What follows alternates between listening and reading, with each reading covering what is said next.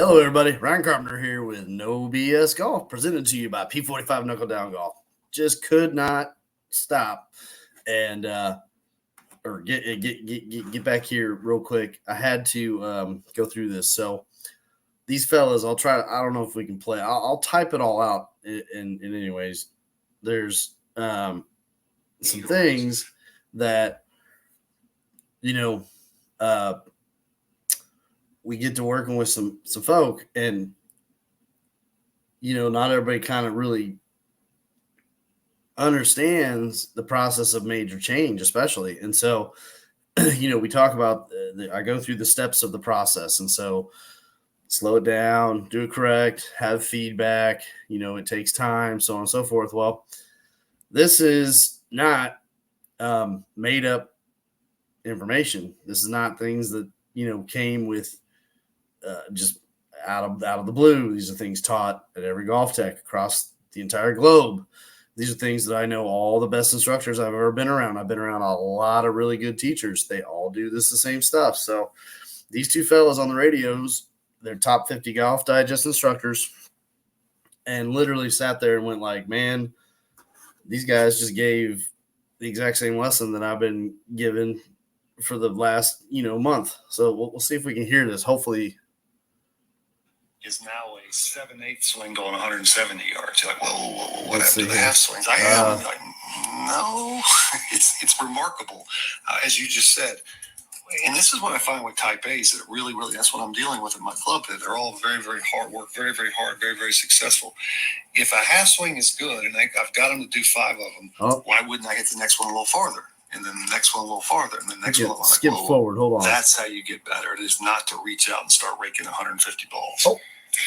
No, but the one thing that Colin Morikawa sort of in the back, that's how you get slowly. You're going to get the setup right. You're going to do it slowly. You're going to bit about change, and that. Okay. Backswing pace for all the here we are coming up here. Okay, really ready? Doesn't change what your power is. Whether you go back slow, take your time to get to that full turn, or you have a little bit of a quicker tempo. It totally depends on the individual. Jack Nicklaus, when he was trying to hit one extra far, is extraordinary, particularly in his younger days when he was extraordinarily longer than the rest of the field. He always tried to make sure that the backswing took more time, slower, which gave him more time to complete his coil. And when you see people like that, you see a Matsuyama, or you see Cam Young, or you see a Colin Morikawa's kind of got a little bit of that slower tempo in his backswing.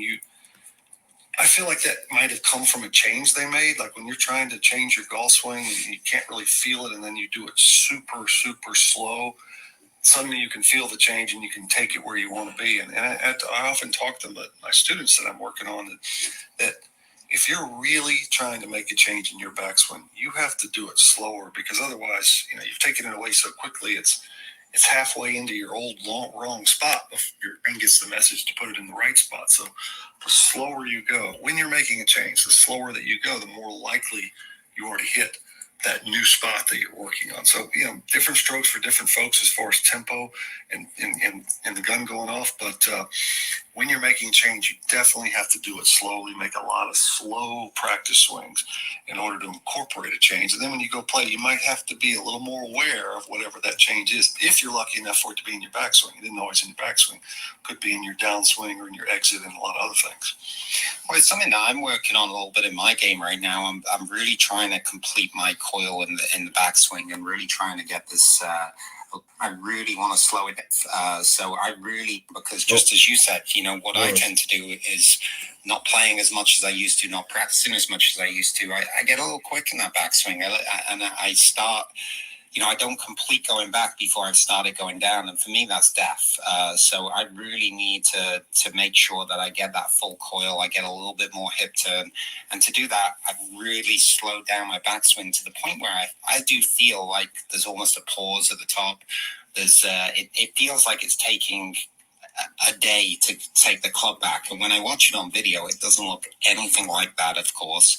It's just a feeling for me. And that feel and real is something that, everybody out there should understand, that, what you feel you're doing and what's actually real is two different things. And me feeling like I'm going excruciatingly slow sometimes when I watch it on video, it doesn't look anything like that.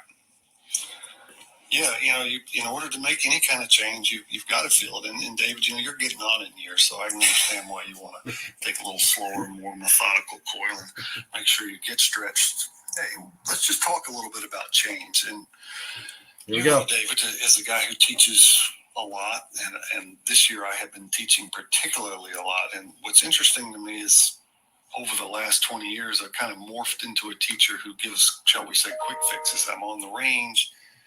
They're getting ready to go play. There's 20 guys lined up, and I walk by, and I know their swings because I've worked with them extensively over the years. And I'm like, they're the ball forward, just walking down the Big line. difference. I'm like, smooth out that tempo. Give a little time in transition. Strengthen your grip. Harry, we've been working on this 100 years. Get that right hand under. They're swinging. It's a quick fix, and they come in. Oh, that was great. That really helped. But this year, I'm getting people that they want. They're coming and they say, look, I played bad for a long time. I really want to get better. I want to do what it takes. And these are people that I know they know what it takes.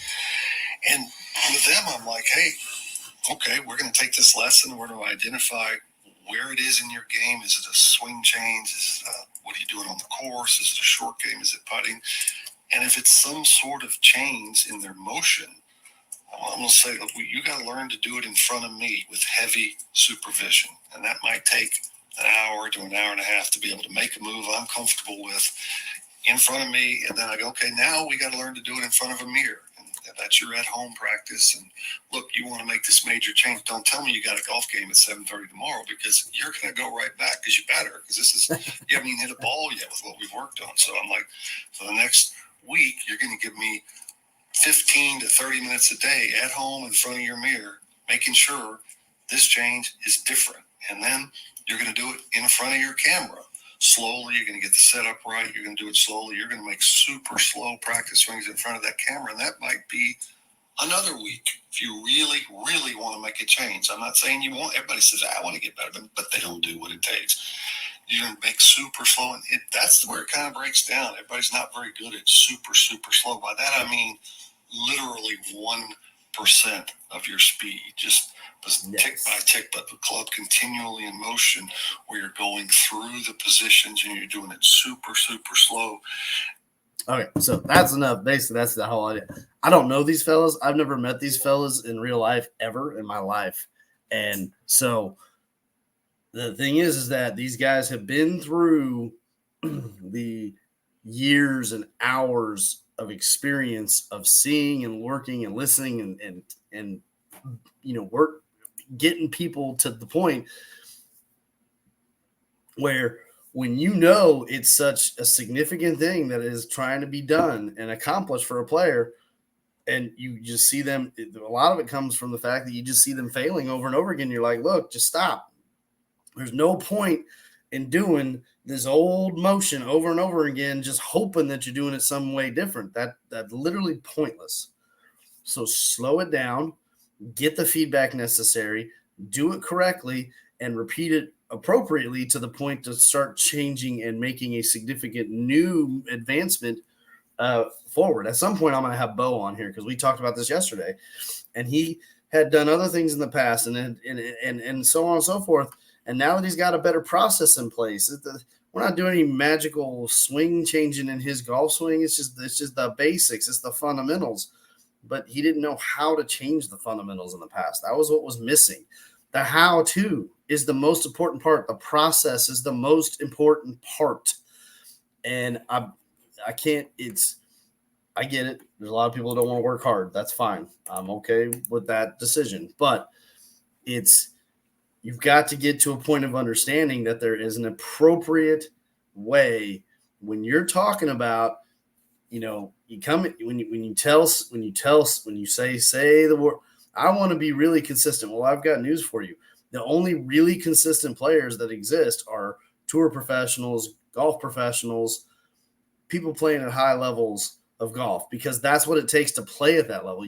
There's no such thing as an in-between. There's no magical, like you just throw, do this over there and bam, all of a sudden you got consistent ball flight. That's not how it works. So players have a problem with understanding. So when he said the key word, I do a lot of quick fixing, but he's doing it with players that have already been through the process. They don't need major adjustments. They need little tweaks. Yes, exactly. Because at one point they put in the 6 months of time, the 9 months, the 12, whatever it was. And so, but these other players that are coming in and they're saying, look, I'm tired of this. I don't want this no more. I do want that. That's a different scenario. You can't just sit there and hit 150 golf balls. You can't just sit there and put a little Band-Aid on it because you got shot. So, like it or not, that's a different scenario. But, these are two top 50 Golf Digest instructors. I don't know these fellas other than I listen to them a lot, but that's it. I've never met them. I've never spoken with them. I've never taken any lessons from them. We have no connection in any way, shape, or form other than the fact we're all teaching the same stuff to people every damn day of the week. So this is the thing that we got to get more understood, because there's too many players that and I feel like it comes from a combination. There's a lot of people just going and running out to a range and just throwing some stuff at players and hoping it works. And then the other combination is the YouTube garbage that's confusing and making it seem like there's magic pills that exist when they don't exist. So I wanted to get this recording. Comments, questions, come to me at Twitter, whatever. Come let me know.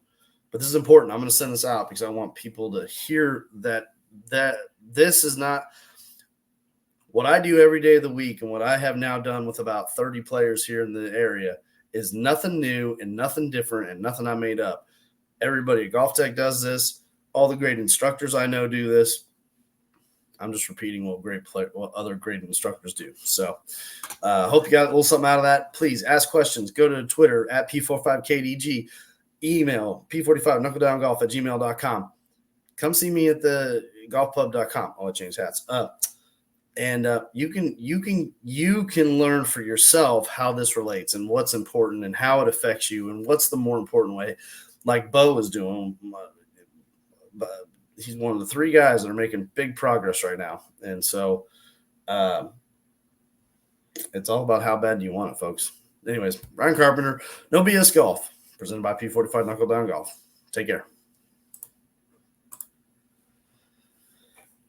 You're filming yourself and you're looking in the